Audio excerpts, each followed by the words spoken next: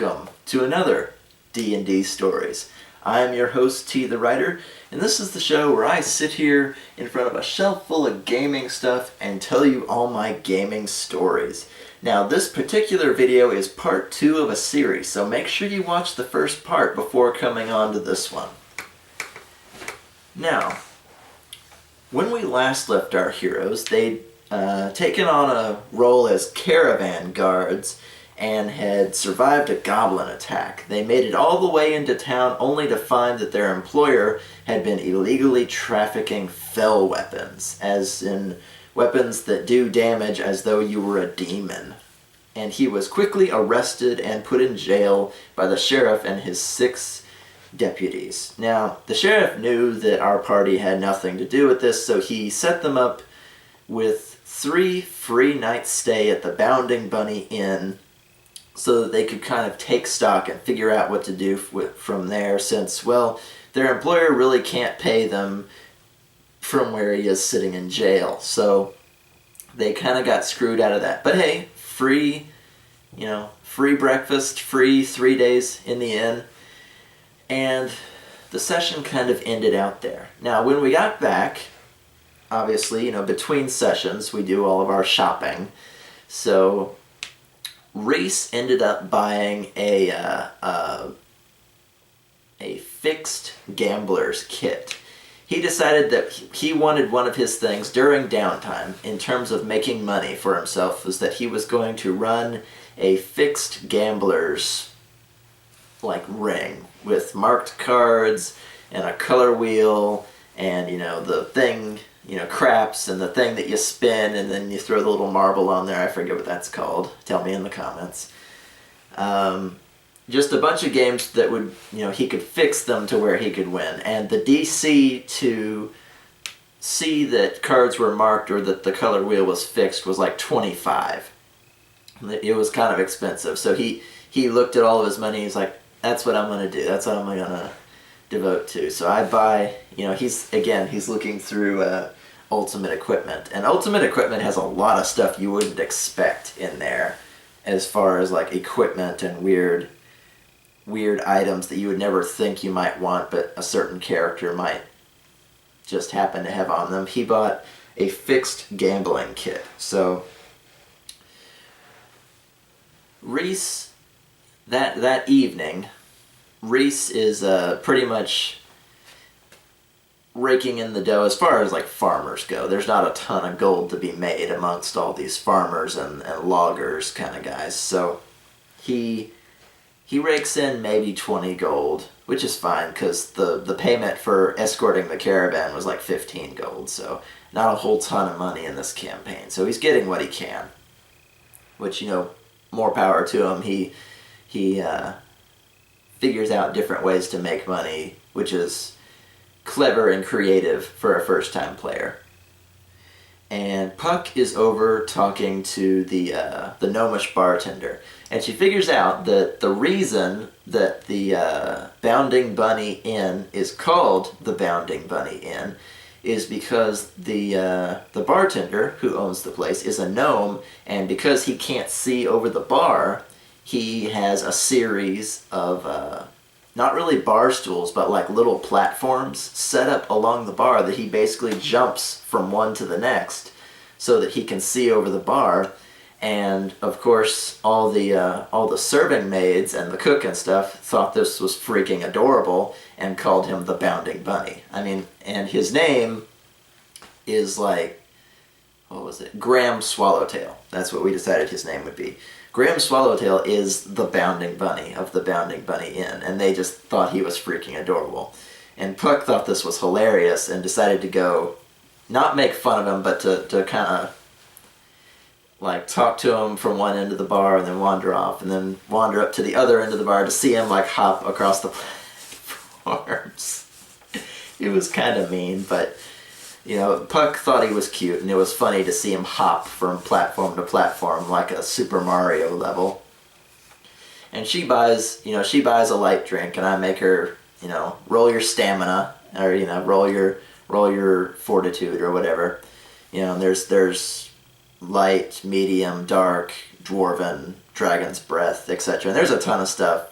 I do my drinking games just as much as I do my gambling stuff. A tavern should be a very rich environment in terms of like mini games, and I've always tried to like push that in terms of, it's not where your adventure starts, it's where your adventure between adventures should be. So she goes to like talk with him and, flirt a little bit and find out, what are the local townsfolk talking about? Are goblins a big problem in this area? And, Graham goes, no, I've never heard of any goblins being around here. Maybe you ran into a war party or a scouting party. There's just, people talk, especially in a town this small. There's just been no goblins around here in ages. And, this sets Puck at ease, and she goes to enjoy, I forgot what it was. I think it was like lamb and rice or something like that. It's a really like salty, meaty, sits in your stomach forever kind of breakfast meal. This place is, the only inn and tavern, pretty much the only place of entertainment in town. So they've got good food, good tables, good everything.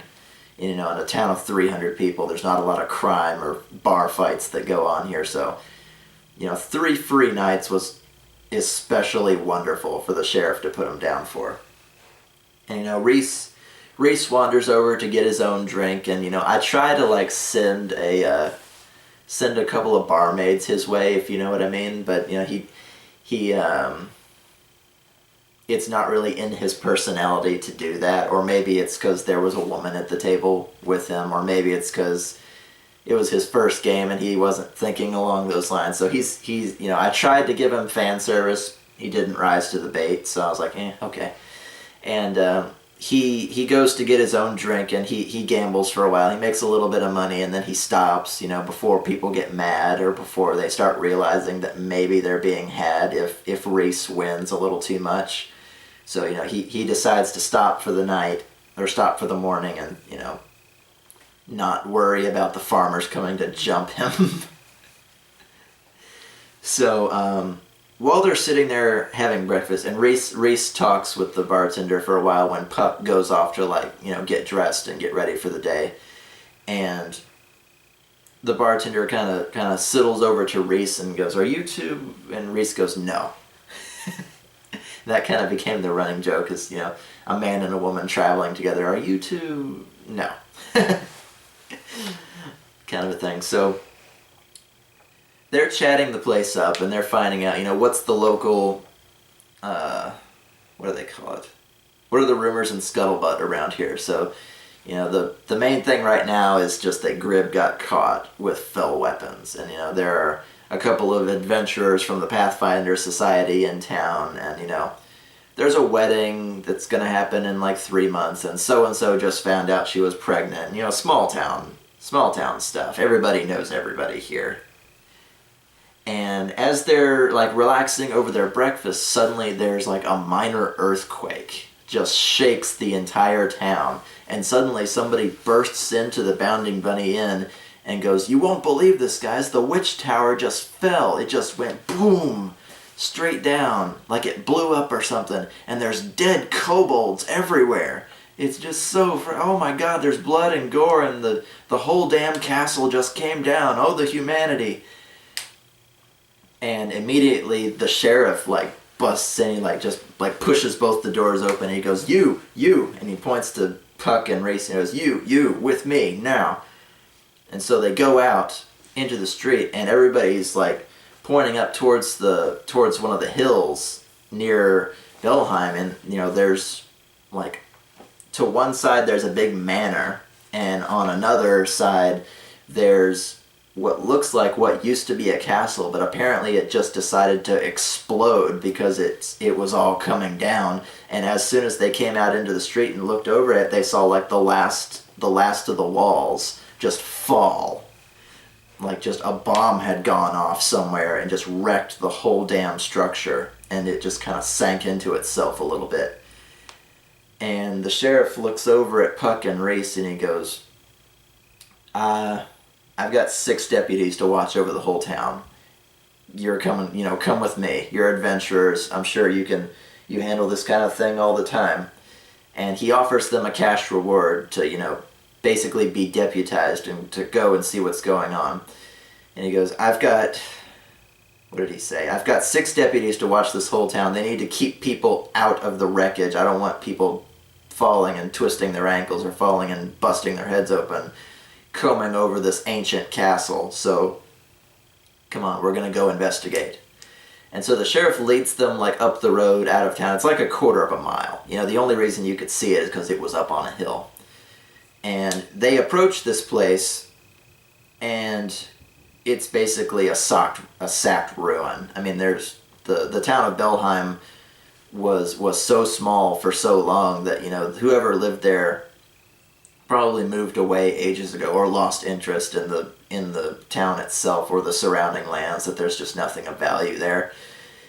And they find a pair of dead kobolds, which are basically waist-high lizard people. And if you've been with D&D stories since the beginning, there's a lot of kobolds running around, so sue me. But 2 dead kobolds, and the town crier came into town saying there were dozens of them. Well, people talk.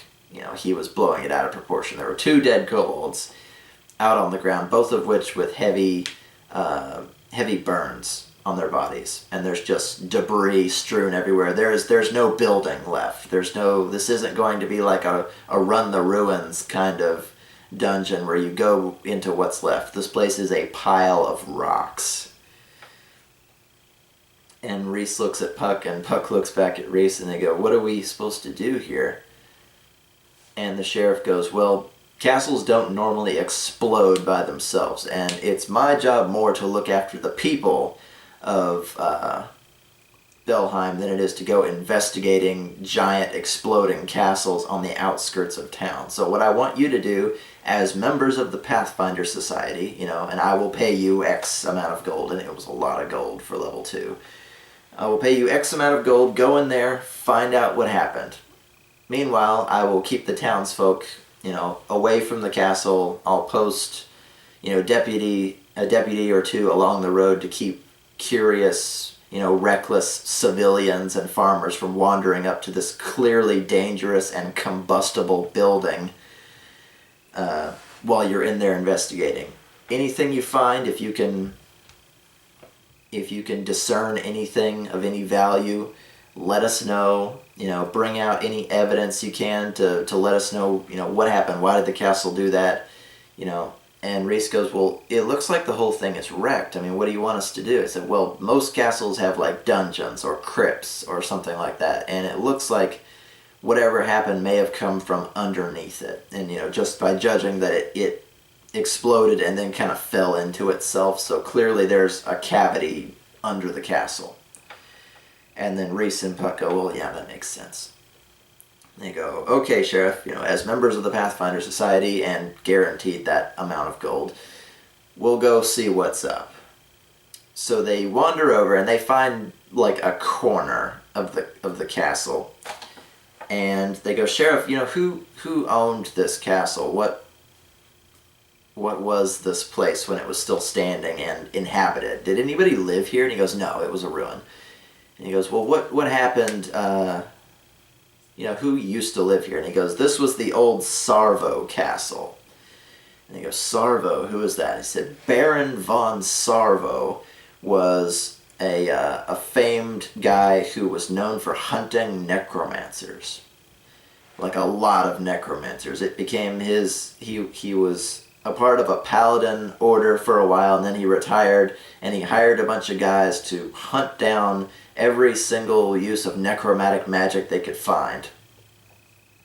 And, Bree over on one side of the table kind of wipes the sweat off her brow because, she didn't take any necromancy spells. And, clearly necromancy is frowned upon in this area if there are witch hunters wandering around, hiring dudes to hunt down necromancers. And he goes, "Well, what did he do?"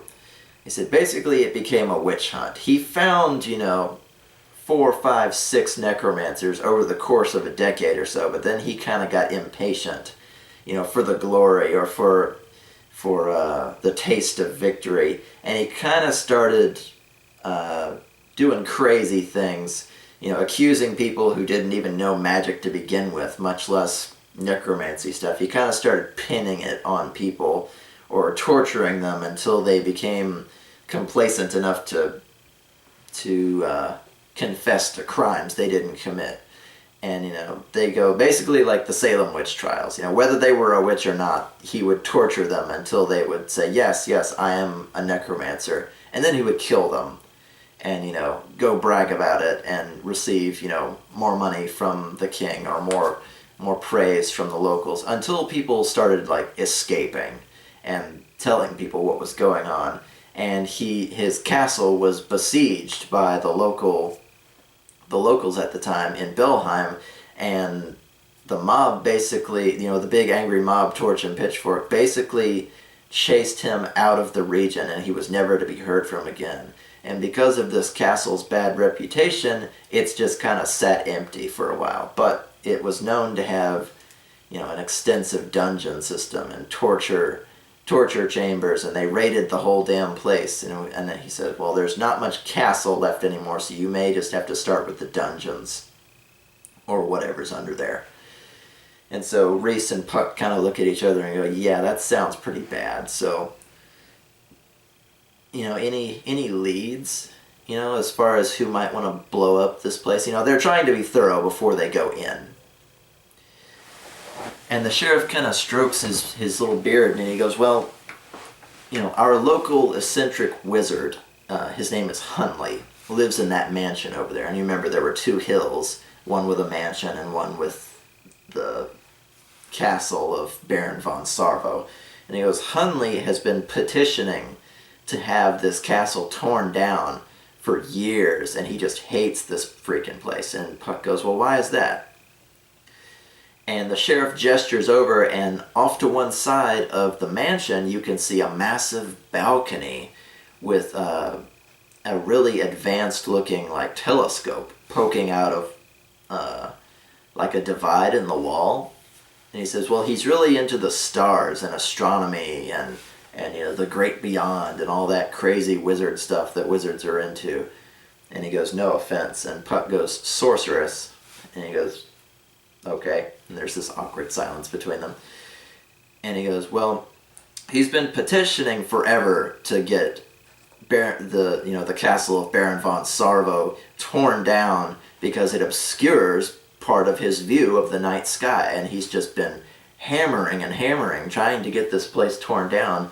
And because, it's a piece of local culture, and, people come occasionally bringing, money for tourism to see this place, even from a distance, obviously we couldn't tear it down. It's a piece of our history, however grim it might have been. I mean, it was a victory for the people to have chased this witch hunter who was not catching any necromancers and just torturing people. They chased him out of town. That was a symbol, that castle being empty was a symbol of the people's victory over bad guys. And both of them kind of go, yeah, that kind of makes sense. People might stop to make a painting of the place, or might, ask the sheriff and his deputies, is there a, not really a tour group, but something similar, somebody who might walk with you so you could see the inside and, not fuck with anything, just to see it. Because all the furniture and all the stuff is still in there. It's just people don't go there because of its history. And he goes, it was basically a historical landmark for this tiny town, and it brought tourism in, even just a little bit now and then. So we couldn't tear it down. Hunley wanted it destroyed. So I'm kind of suspecting Hunley. But, you didn't hear that from me. I'm just speculating right now. I'm the sheriff. I need evidence. So if you find any evidence that maybe some wizardry was at work down there, then, well, we only have one wizard around here, so we'd have proper cause to go and question him. And they go, okay, so we're going to go down into the ruins of what used to be this castle and see what we can find. And he goes, yes. In the meantime, I'm going to keep all the civilians away from here because we don't need them contaminating the crime scene. And he goes, good luck. Again, X amount of gold waiting for you if you bring back any evidence of what happened. Good luck. So, Reese and Puck go up the path and, they kind of traverse the place for a while because, like I said, there are no two stones standing atop each other as they were when this place was a fort or a castle. And they find like a little corner. It must have been a small side room or something because there's broken furniture and an ancient old carpet on the floor and some torn tapestries and rocks and rubble all over the place, but there's also a trap door that goes straight down. And they go, there's our entrance.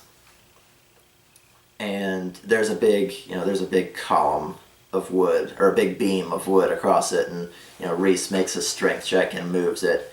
And they open it up and they look down, and of course it's pitch dark. So Puck, uses light on a rock and drops it down there. It's like a 30-foot drop. And there's a ladder, so it's easy for them to get down and stuff like that. And he goes, well, and they listen for a while to make sure there's nothing creeping around in the dark. And he goes, well, he's the tank, so Reese can go first. And Reese kind of looks over, huh? He goes, you're the biggest and the most armored, you're first. So he crawls down in there. Or he takes the ladder down, and he picks up the rock and he looks around, and it's a big, not quite carved, not quite stone wall kind of place, and there's bed frames stacked against the wall, along with old ratty crates and rags and rubbish laying around everywhere. It's a dungeon. I mean, what do you expect? And the room's kind of divided into two hemispheres, and then there's a hallway leading south. And he goes, it seems to be safe. And he kind of gestures for his gnomish friend to come down. So Puck comes down too, and they start kind of rummaging around the place, just looking for stuff, because they know they're looking for evidence, they just don't know what they're looking for. So they check the crates, there's nothing interesting. They look through the bed frames, they rummage around in all the garbage and junk that got left behind, and they find an Iron Maiden, like inlet in a little part in the wall.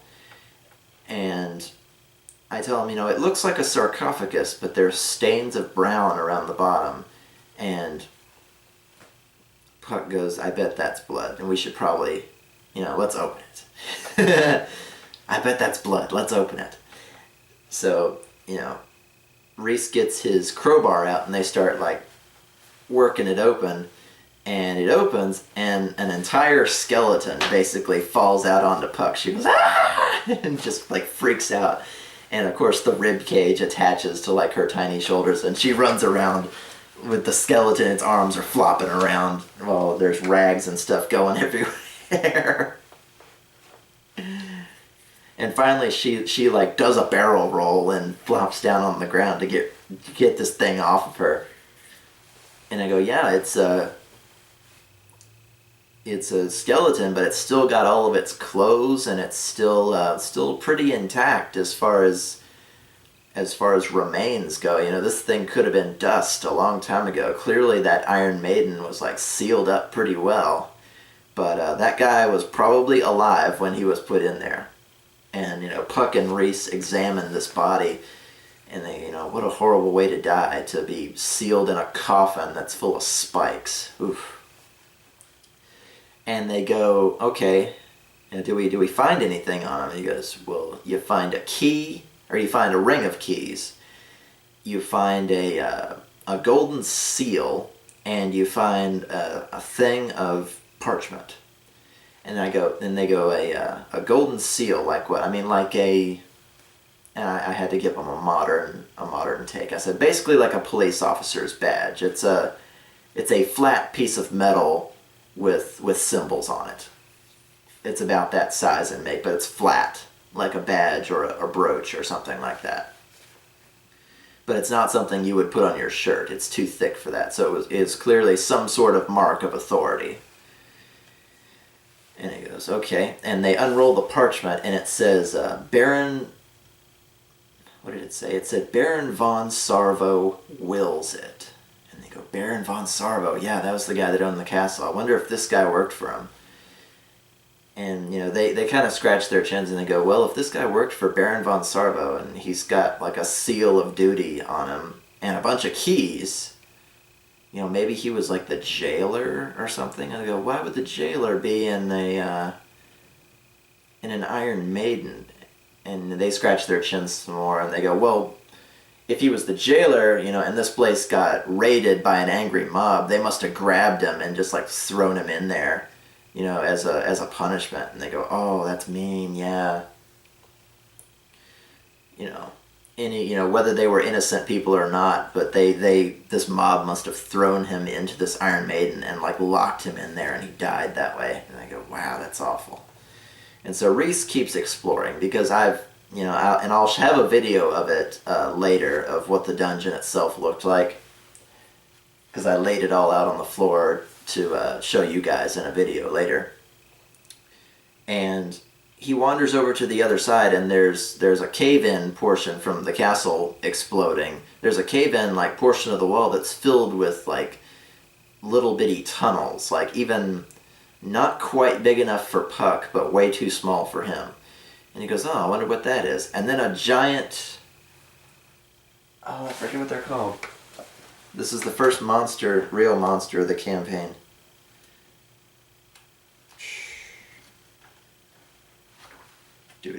Giant centipedes, yes. Sorry, I don't know why that escaped me. A giant centipede just kind of boils out of the wall, and he goes, I swing my axe!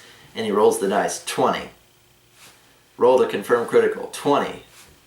Rolls maximum damage, double maximum damage, lops its head off as soon as it comes out. And he goes, oh god, that was scary. And then another one comes out of the wall, I swing my axe at it, 20.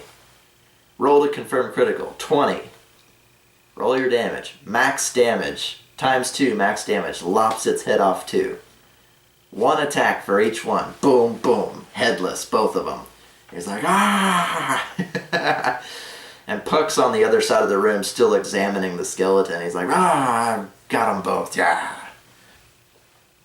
So, no, it doesn't matter that there were monsters in that part of the room. He's just like, boom, boom, dead.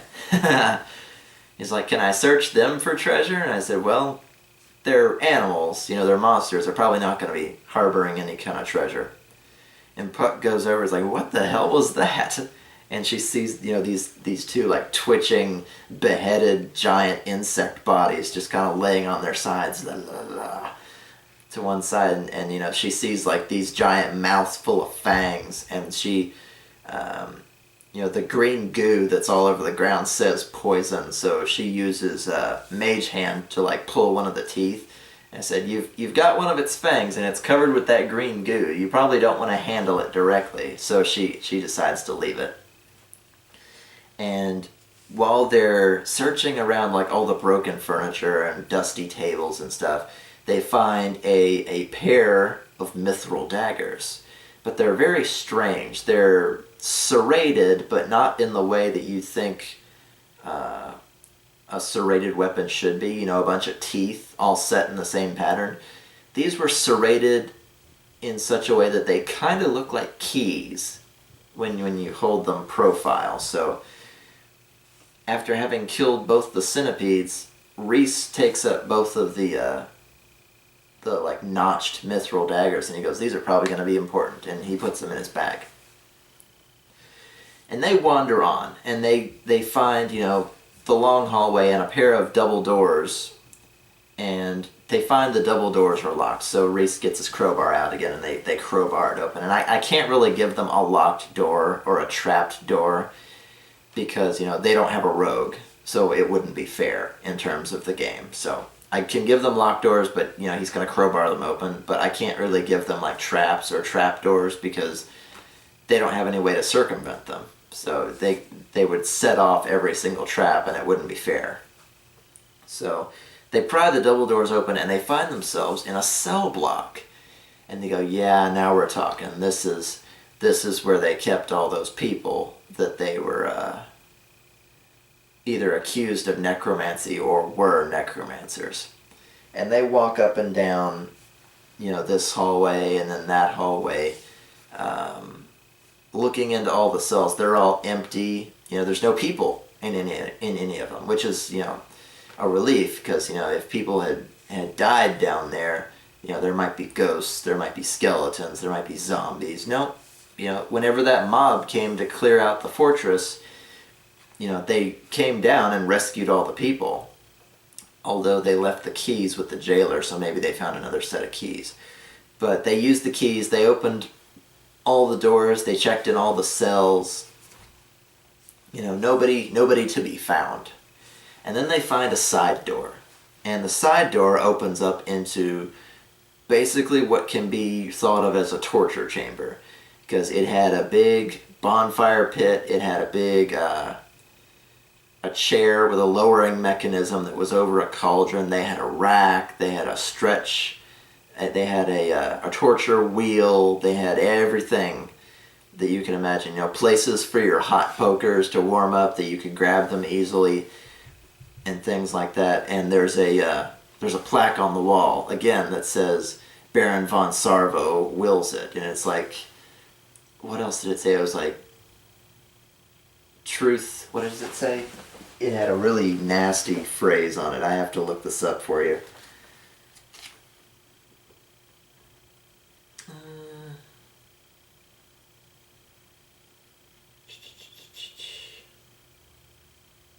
Yeah, the persuasion chamber.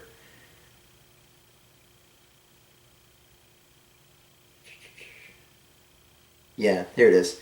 The phrase emblazoned on the plaque is written in common. It reads, "Confession cleanses the soul, pain clarifies the mind." I was like, oh my god, that's fucking dark. But they look at this plaque and then they look around the room and they were like, oh my lord, it's, this is, he actually did. He tortured people into confessing that they were necromancers, whether they were or not. And there's blood stains everywhere. There's rusty old hooks and tools and sharp objects along a table that people use to poke and prod at things. And then they run across something they didn't expect, which was a raven. There was a raven standing on one of the chairs in the room, and it sees them coming and tilts its head at them, and as soon as they get close enough, it starts talking, of course, because ravens can totally do that. He's like, "Oh, welcome to the chamber. Have a seat, won't you?" And this spell washes over Reese, and he instantly wants to go and sit down on the chair that's covered with spikes that's over in the corner. And, being a fighter, he doesn't have a very good will save, so he wanders over and just kind of sits down. And it, of course, goes straight up through his greaves, and he takes damage from sitting in this torture chamber chair. And, by then, the pain snaps him out of the spell. And what did it say? The raven offers to tell them a secret about how to go forward if both of them will spill blood in this room. And, of course, Puck is having none of this, and shoots a spell at him, but he gets, what does he do? He swoops to one side, just shouting obscenities the whole time, and I don't want to talk like this, to say what the raven said, because it just destroys my throat the whole time. So the raven tries again. It's basically like a suggestion or a compulsion kind of spell, and tries to get Puck to do the same thing, just to basically to whittle them down for the dungeon ahead. And Reese grabs her by her tiny forearm and across the face to wake her up, and that keeps her from wandering over to the chair and sitting down. So what they do is they make a grab for the raven and basically chase it around the room for a while. And Puck had a large puzzle box, if you remember, in her bag, and she had since opened it, and there was a shiny rock inside or something silly like that. And he's like, I used the open puzzle box to shove the raven inside. And I go, okay, how are you going to do that? And she goes, I'm going to just pitch it across the room and then use Mage Hand to slam the door. And it's like, okay. Make a dexterity check. I don't even know. Rolls 20. Okay. She throws this puzzle box across the room, bags the bird, and then uses Mage Hand to slam it shut. And it's a puzzle box, so you can't just force the door back open. So they've caught like this demon thing, not Raven, guardian of the torture chamber room, in a box now. And now they start asking it questions like how to go on, how to, who are you, what are you doing here? And if it refuses to answer, if it gives them lip, they shake the box and it goes, ah, stop that, squawk. And things like that. So finally it tells them the way to go on. And again, they don't have a rogue in the group, so they needed to be told things like this. So it tells them that the bronze plaque in the corner will show them the way to go forward. And Reese goes over and examines it, and he finds out that the plaque is fastened to the wall. There's not like a keyhole anywhere, but there's 1, 2, 3 screws. The 4th screw is a button, and it's just so well hidden that you would, it has a line across it as though it were a screw or a nail or bolt or whatever. It has a line across it as though it were meant to be screwed in as well, but it's a button. So he pushes it, and a section of the wall slides away. So they go in, and they find themselves in this long, dark hallway.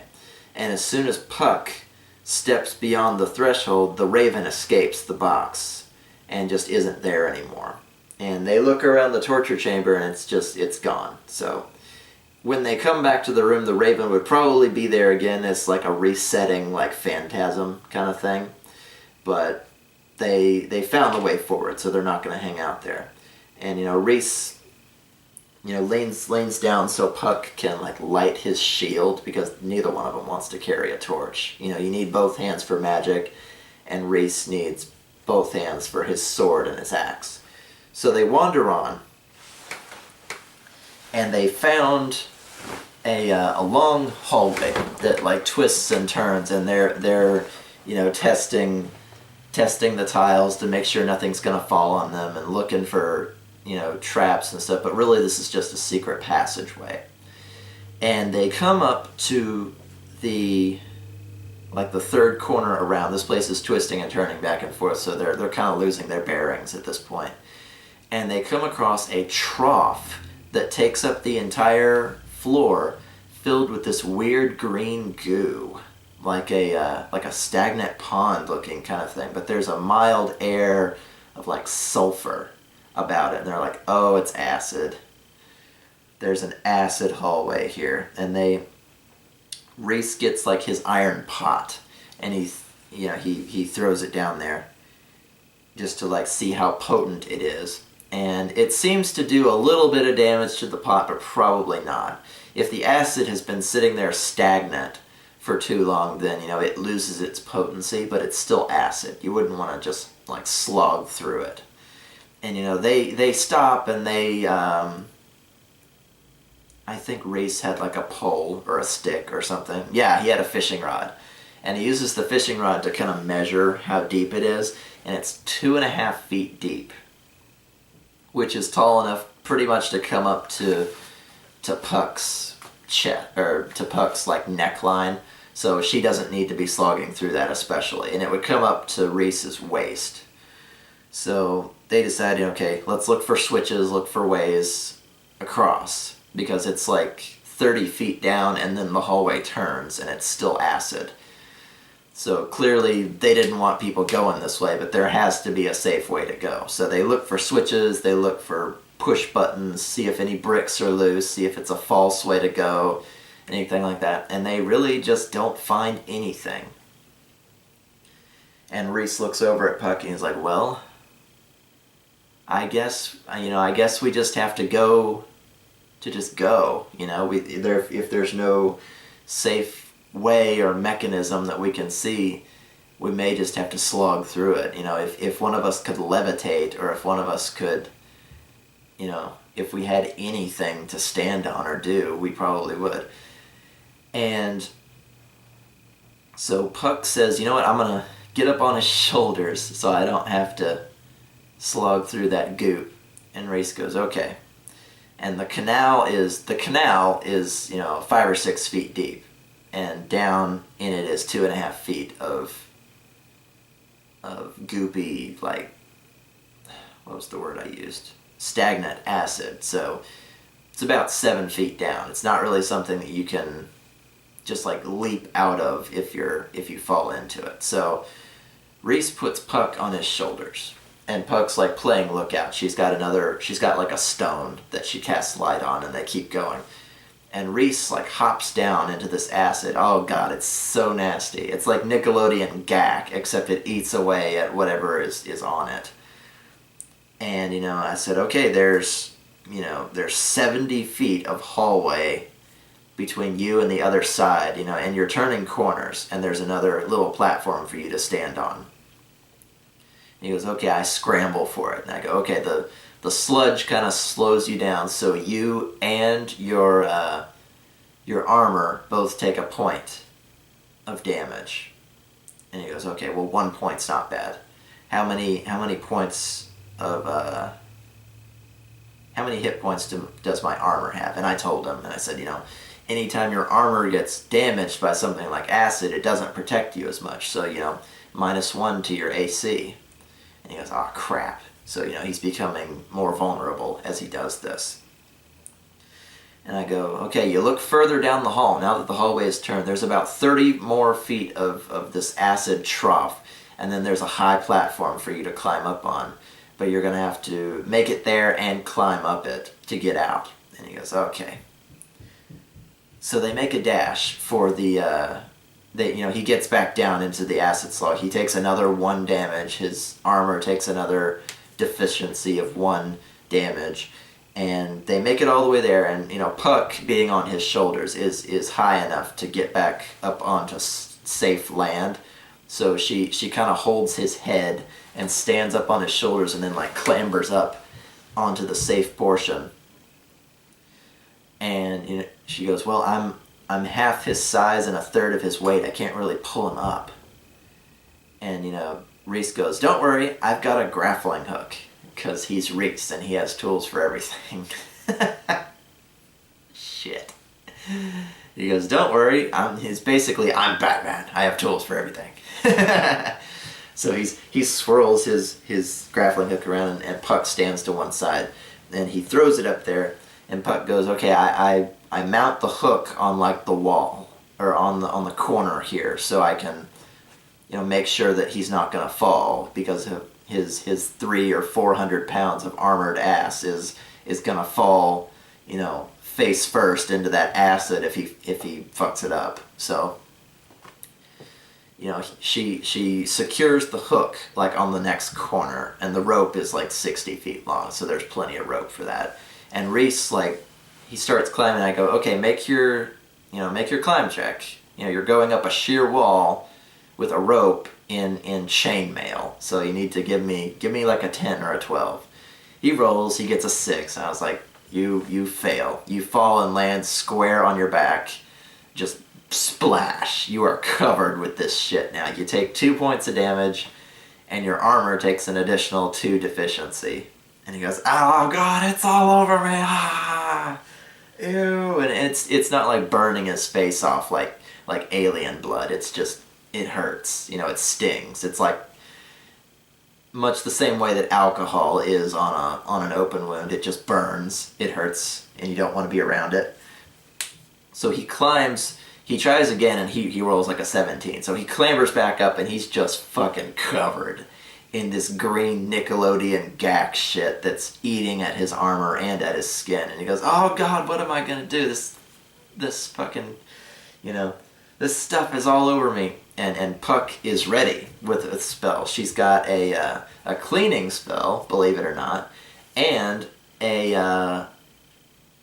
or no, she didn't have a cleaning spell. She had a repair spell. And I don't know if you can actually use the repair spell, because all it says on it is like makes minor repairs, and that's the only thing the entire spell says. And his armor was pretty messed up, but I gave it to him. Points for creativity. Go on. And he pulls out like his bedroll and some towels and I think he had like a bed sheet or something. He had a bunch of stuff in his bag. He had tools for everything. And he pulls it all out and he's like rubbing himself down trying to get this stuff off. And they spend a good 10 minutes like basically wiping Reese down to get this acid, out of his undies and out of his boots and like repairing what she can with a few repair spells. And they just kind of sit there and breathe for a minute because, oh my god, that was so fucking nasty. It's like, it was basically diving into a pool of snot, or just falling square on your back into 2.5 feet of snot that also happens to burn you. It was awful. But they're pathfinders, and that's their job. Whew. Think of the gold, Reese. Think of the gold. You're almost there or something. You can do it. And they come up, and after they've like taken a minute to like breathe and calm down after all that goopy madness, they come up to another set of doors, and it's got a lock on it, like a big obnoxious like fuck you, we're in Zelda kind of lock. And they pull out the ring of keys, and they try one key, try the next key, try the next key. Oh, this one fits. There we go. And it opens up this pair of double doors into a 10 by 10 room with another set of double doors on it. And as soon as the doors open, there's a voice, like a permanent mouth spell, and it goes, "Please make sure the previous doors are closed before entering," or what? After entering. And they go, "Oh, okay." And they know this is a trap of some sort, but they have to go forward. So again, Puck sends Reese in first because he can take it. And Reese steps inside and he goes, what did it say? It goes, "Please recite the password. You have 5 seconds to comply." And the floor starts to shake. And he looks down and he sees that though this is a 10 by 10 square room, there are only 4 tiles. And there are hinges on the wall, so this place is just gonna poof and drop him into like an endless abyss if he doesn't recite the password fast enough. And without missing a beat, Chris puts his hands on the table and he goes, "Baron von Sarvo wills it," and the voice goes, "Password accepted," and all the doors spring open. And he was like, "Ah," and he like dashes through to the other side. Having seen him succeed, Puck does the same thing, but, he just panicked for like 2 seconds. He was like, "Baron von Sarvo wills it," and that was the password. So, there you go. And they emerge into like this antechamber. It's got cobwebs all over it, and they see a big like metal thing sitting in an archway. And the archway is clearly the way forward, but this might be like the boss room or whatever. And there's a key levitating in the air next to it. And as they approach, they see that it's like a clockwork guardian or a clockwork man. It's got 2 legs, but it has like 4 arms, and on each arm is a different kind of weapon. So this is clearly going to be a harrowing boss fight. And as they approach, the key goes over and like sticks itself in the clockwork thing's back, and it turns a few times, like a wind-up soldier. And it turns a few times, and then, it pulls the key out. I think it was supposed to be like an unseen servant or something. And then the key goes and like hovers in a corner somewhere.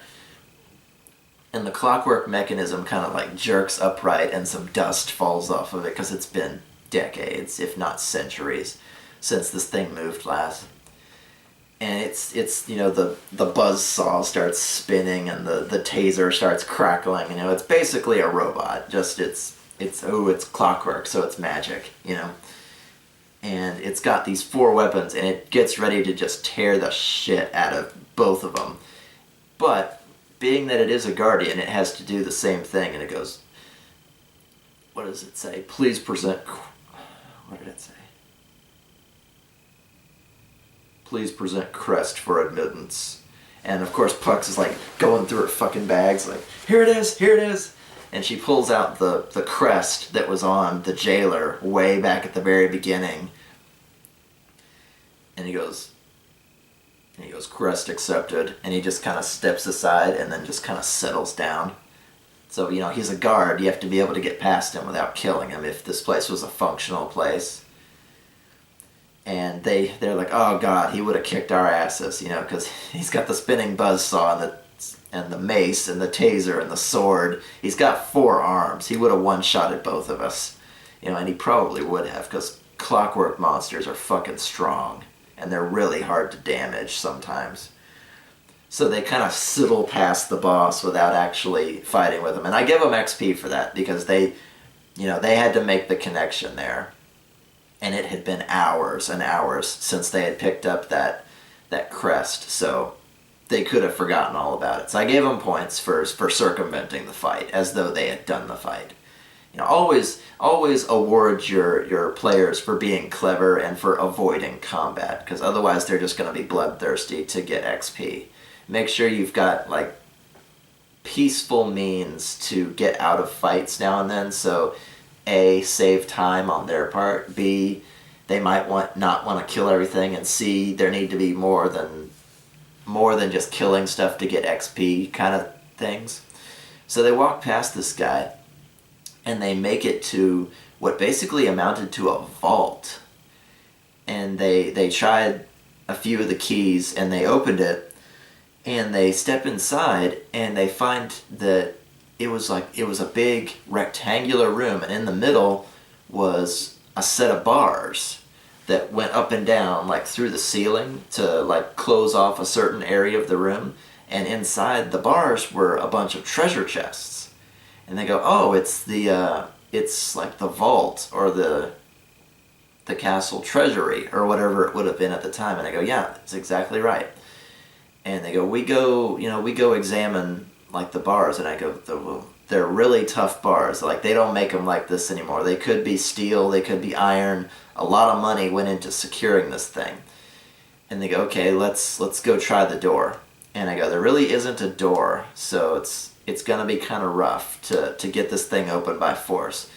And, Reese goes, I try my crowbar, because that's how he gets into everything. He goes, I try my crowbar.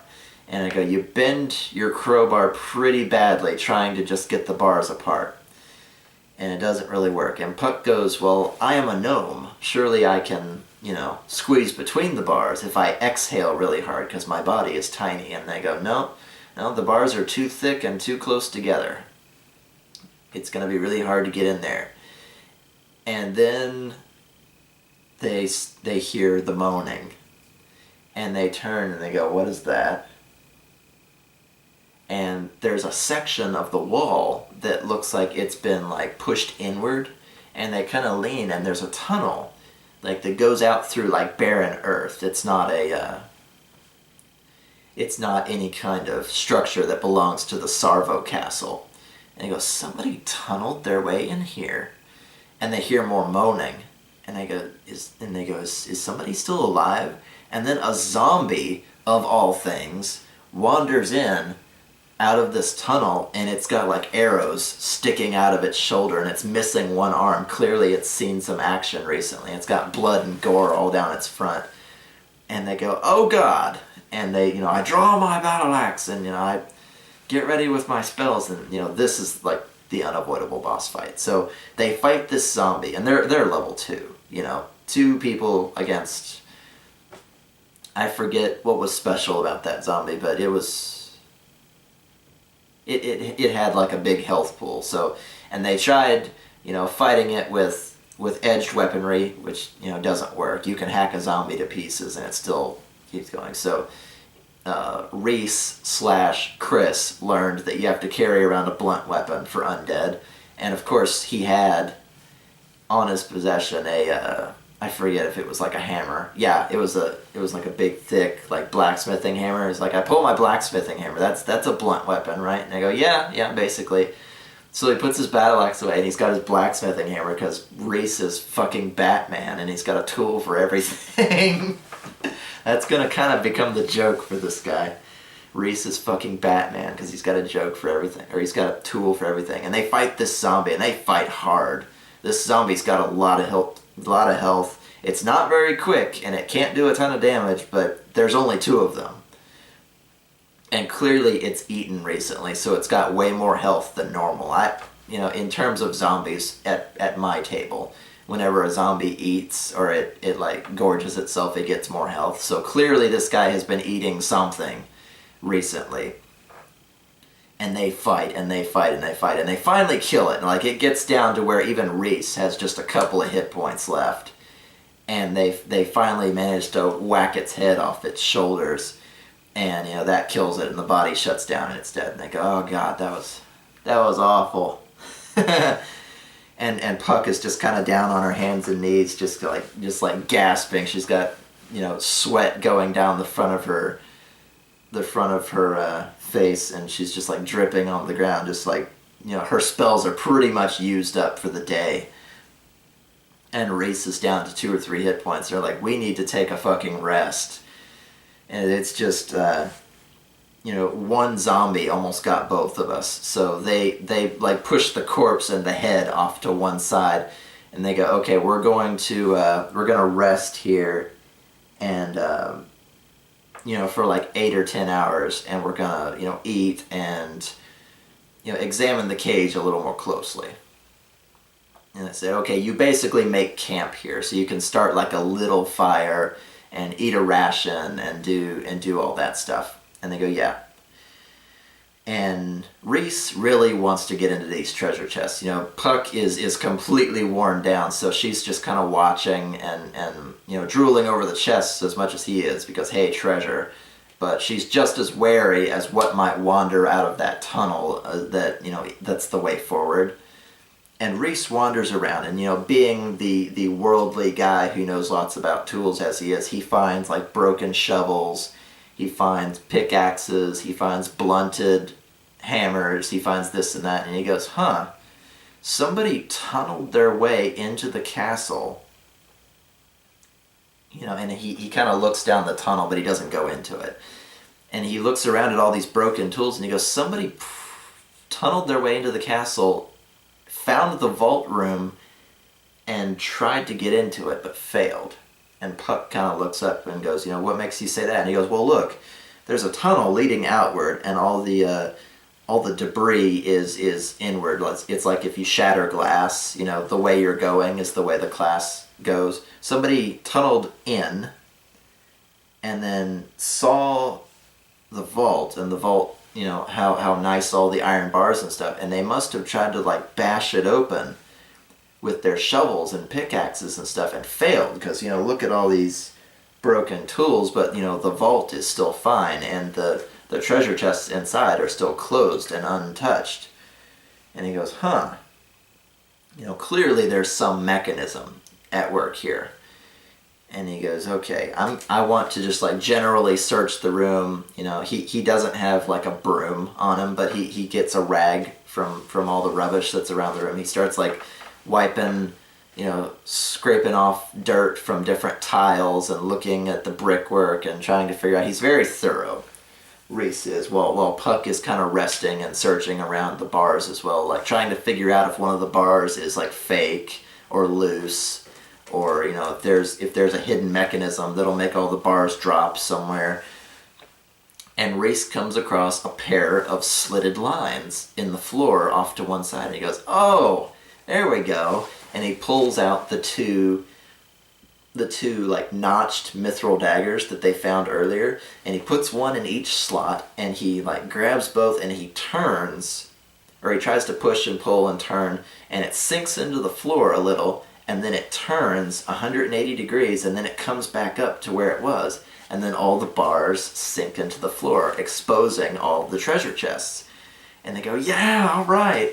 And so Puck leaps up, and they grab Reese's crowbar, and they start prying open treasure chests, and they find, it's a treasury. They find lots of stuff. They find gold, they find a magic staff, they find, they find necromancer's robes, they find a couple of holy books, they find, a plate, a chest plate for Reese, they find, magic this, magic that. There's only 2 of them, so I'm giving them more magic items than you would normally get.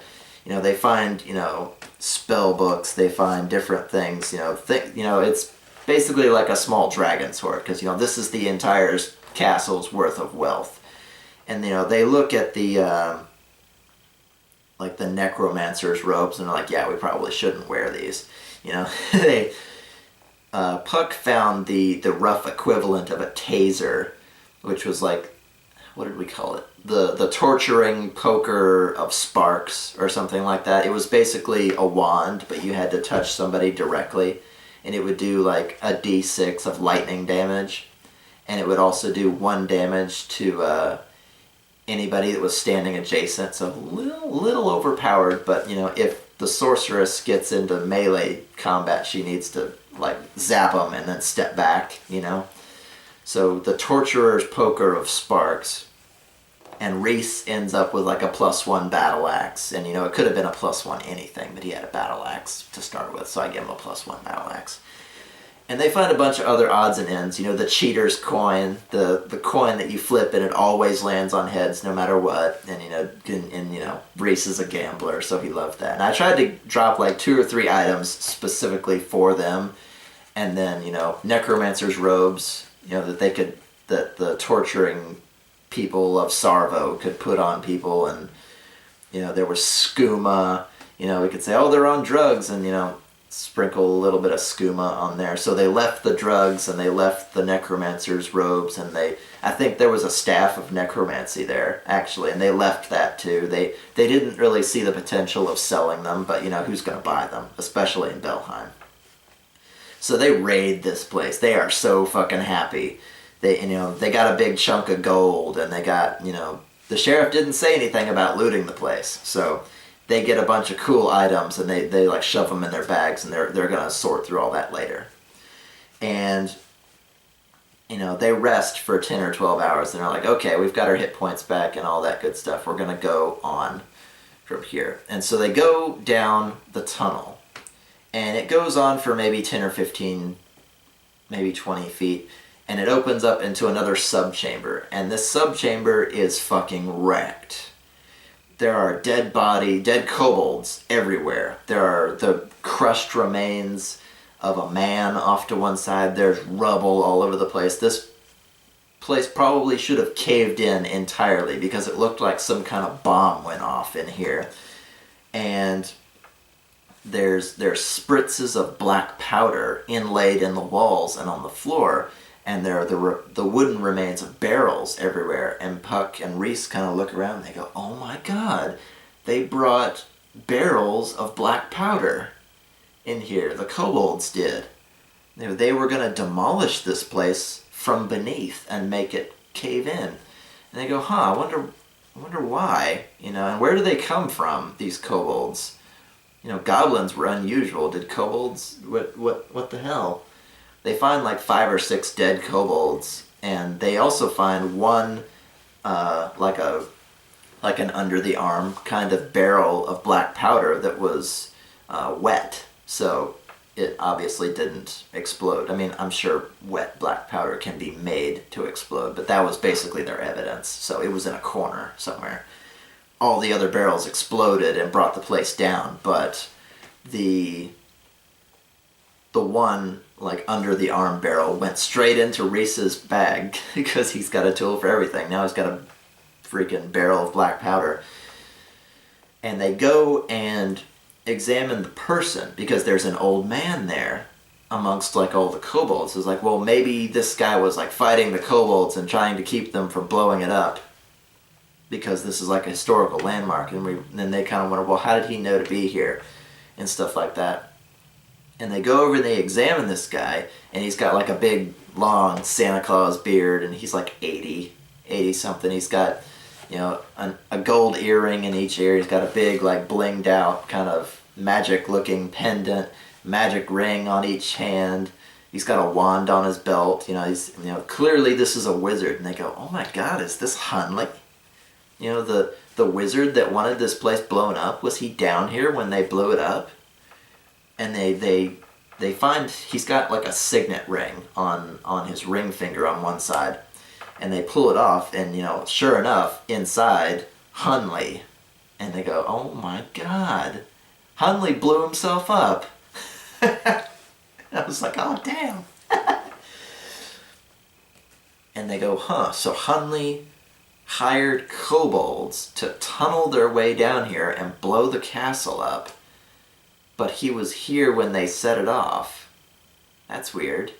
And maybe he was like overseeing the demolition. Maybe somebody tripped with a box of matches or something and it went off prematurely. That's probably what happened. And they basically decide that's what happened, is that, he was probably overseeing the demolition and it went way wrong. So Hunley is dead. So for their evidence, they've got this unexploded keg of black powder and they've got Hunley's signet ring. And so they pull his wand. It's like a wand of Magic Missile 2, which is enough to kill a kobold. So he had that there for his own protection. And they take his magic rings and they take his blinged out pendant, and I think they left his earrings because neither one of them wore earrings. But they take all his stuff and they look at the kobolds and take what they can from them. And they go, and the tunnel keeps going. And they go, gosh, this place just keeps going on and on. And I go, yeah, but there's something weird about this tunnel. And they go, what? What is it? And I go, it goes on in a perfectly straight line. And they go, really? And it doesn't like weave around tree trunks. It doesn't go anywhere. It just goes boom, straight, like mathematically straight. Like almost, not quite like it was burned this way, but like if you had a laser, you could probably point to the end and not hit anything. And they go, wow. So they kind of crouch down because, kobolds are half their height, so their tunnels aren't going to be 6 or 7 feet tall. And Reese has to crouch down and kind of go first while they're rolling this barrel of unexploded black powder along. And they come out to the end, and I go, you can see daylight. And they go, daylight? We made it out. That was the end. And I go, you emerge out into what looks like what used to be a quarry. But the thing is, it's filled with water. So there was a quarry here at one point, but it must have rained really hard, or they must have hit an underwater or an underground water source or something, and it just filled and became a lake. And they go, huh, well, that's probably how the black powder got wet. Somebody must have dropped it in the lake. And I go, but across the lake, you can see a kobold village. And they go, a kobold village? This close to Belheim? And I go, yeah, it looks like it's been there for a long time, too. And they go, we sneak away. We don't want to mess with that many kobolds, because kobold village can be anywhere from 100 to 500 kobolds. And, they've got, like, sentry towers made of sticks, built up, and they've got patrolling people and just different things going on. And they go, we sneak away. So they go, Reese has got the black powder. He was either rolling it or he had it under his arm. I forgot what he did with it, but he was not very careful with it. Thank goodness it was wet. And Puck had the signet ring and on the rest of Hunley's jewelry on her, and they made their way back to town, and they found the sheriff. And the sheriff goes, wow, Hunley, and they go, there's a kobold village, less than 5 miles from here.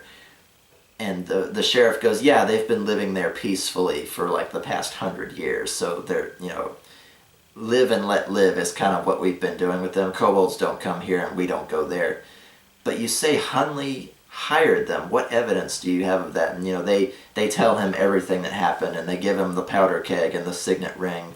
And, they don't tell him about all the other treasure they found, but they tell him everything they think happened. They say, we think Hunley approached the kobolds to blow up the Sarvo castle, and they couldn't, what did he pay them with? Who knows? But he must have gone to oversee the demolition and got fucking blown up for it. So Hunley's not going to be a problem. He got blown up, and the sheriff's like, oh god. So he takes their black powder keg and the signet ring. He's got, I'm going to have to tell the Baroness everything that's happened. Our local eccentric wizard got himself blown up because we wouldn't tear down a local landmark. And he goes, I'm going to go do all the paperwork for this. You guys go and relax for now. And so he paid them like their lump sum, and it was a lot of money for level 2, but again, there's only 2 players, so they deserve better magic items and more money, in my opinion. So they take their money, and that was the end of that particular chapter of their adventure. So that is where we will leave off for now, and I will see you guys on the next D&D stories. Keep gaming.